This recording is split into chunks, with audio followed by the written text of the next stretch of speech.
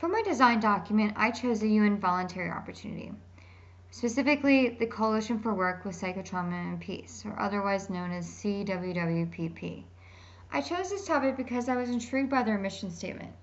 CWWPP aims to train non-therapists, or as they refer to them, barefoot therapists, to be resources in their communities, in our communities, to help destigmatize the fear of seeking mental help. It's CWWPP's hope that barefoot therapists will bridge the gap where there are not enough professional support and be able to provide peer counseling and/or self-help groups. Although I was intrigued by their mission, my familiarity with the material was minimal. Coalition for Work with Psychotrauma and Peace identified a need for online video lessons that would provide information on 6 core topics. Those included a general introduction with working with people, interpersonal and group communication, basic psychology and counseling, nonviolent conflict transformation, and etc. I chose to focus on the topic nonviolent conflict transformation for my instructional design project. During my analysis phase, I examined 2 different types of learners. One was a community member with no formal training, and the other was a professional seeking to increase her knowledge.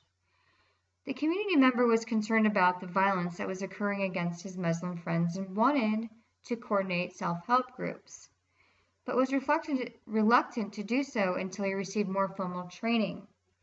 He's not a formally trained therapist, but wants to learn conflict resolution, how he can support those who are being victimized. He learned about the Coalition for Work with Psychotrauma and Peace from a flyer he saw that offered training for non-therapists in the area.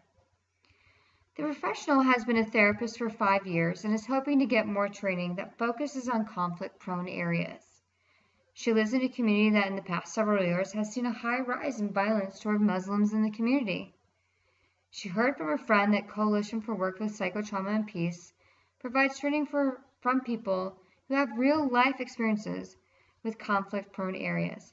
She has tried to learn from reading books on the subject, but doesn't think this approach has been successful for her to truly understand the experiences of those being victimized. Both are motivated to learn, but lack the knowledge and skill to provide effective therapy. Since the learners need to increase their knowledge and skills, I decided to use the ADDIE model to guide the development of my materials. I designed 4 course objectives that directly relate to the gap in learning. Learners will be expected to learn key terms, helping them improve their knowledge base of the materials. They will also have to engage in role-playing activities to help them practice their skills in managing conflict. The training will be web-based. There will be weekly reading, written assignments, instructional videos, role-playing opportunities, and scenario-based quizzes. The reading, written assignment, and scenario-based quizzes are intended to improve the learner's understanding of conflict, whereas the role-playing component is intended to provide practice for real-life scenarios. The example lesson is available from this link, and essentially it is a role-playing activity where groups of 2 to 3 will role-play in a conflict, and then their peers will analyze another group's conflict and create a map of actors, their relationships, needs, interests, and fears, and then upload that to be reviewed by their instructor. The assessment for the role-playing activity is based off of a rubric. The learners will be expected to follow a 4-point rubric that totals a total of 40 points. And lastly, the evaluation of the entire course will be based on 2 components, the reaction and learning. The reaction is a feedback survey that is a 4-question survey to gauge if the learners are satisfied with the format and what is being taught in the class. This will happen during the midway point of the course so that based on the reactions of the students, adjustments can be made for the remainder of the course.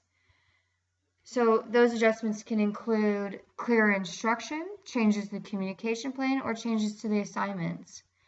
And lastly, through learning, based on how the students or learners are doing during the quizzes, during the knowledge-based quizzes, or how they are doing during the role-playing feedback. Those will also help in the evaluation process.